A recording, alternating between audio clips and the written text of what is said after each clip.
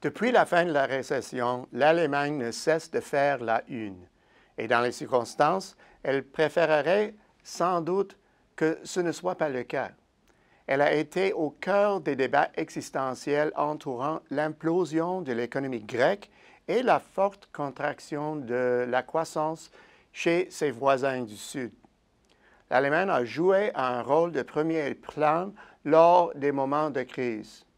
De plus, en raison de la solidité de ses fondamentaux, de la gestion prudente de ses politiques et de sa capacité à créer des solutions, l'Allemagne s'est retrouvée en première ligne face à des difficultés assaillant toujours la zone euro.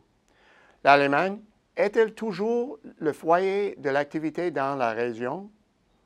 Les données récentes sont impressionnantes. Les estimations rapides du PIB pour le deuxième trimestre dépassent les attentes, grâce à un bond de 0,4 % en rythme trimestriel. Ces chiffres font suite à la robuste croissance du premier trimestre et contrastent avec la soudaine panne de l'économie française.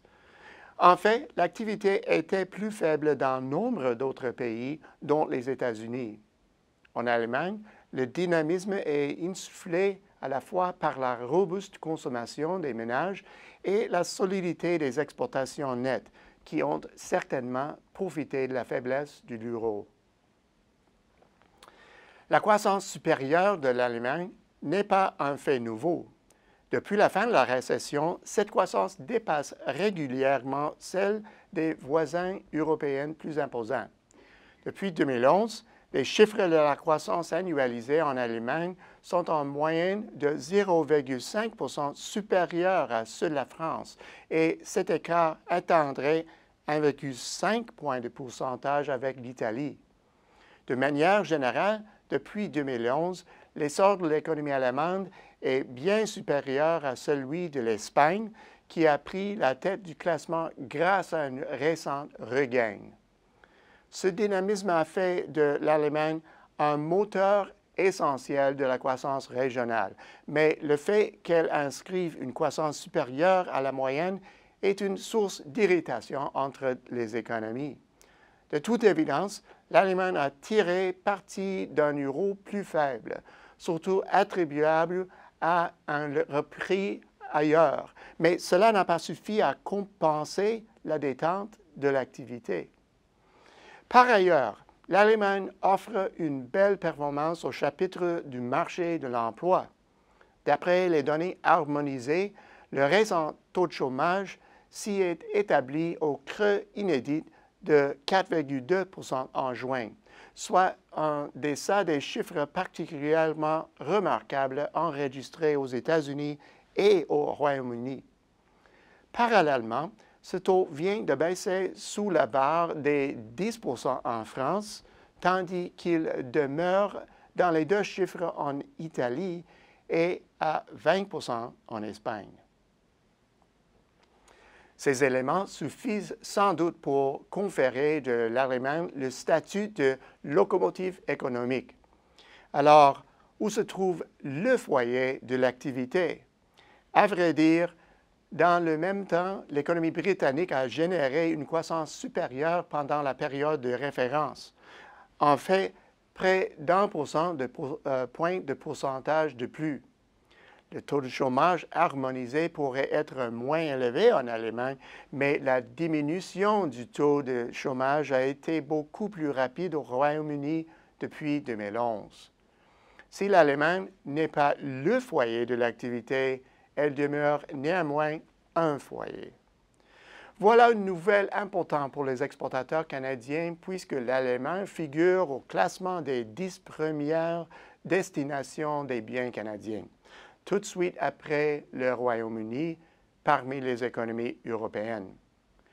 Cependant, la performance à l'export du Canada sur ce marché n'a pas toujours été éblouissante.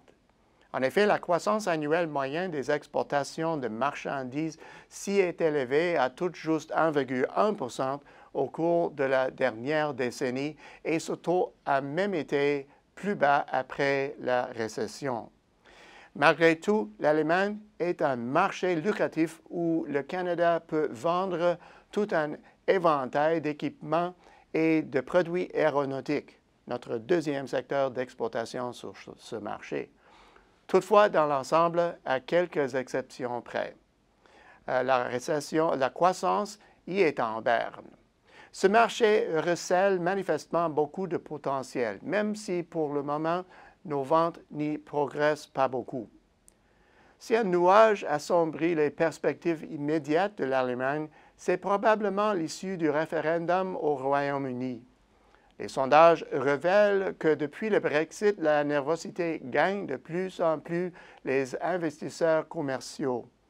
Comme 7,5% des exportations allemandes prenaient la direction du Royaume-Uni avant le vote, une bonne partie de cette activité dépendra de la forme qui prendra le futur accord entre le Royaume-Uni et le continent.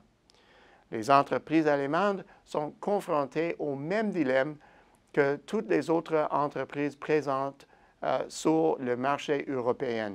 L'incertitude quant à la façon d'investir dans les usines et les équipements jusqu'à ce que les négociations aboutissent à l'élaboration d'un nouvel accord commercial et politique entre les deux parties.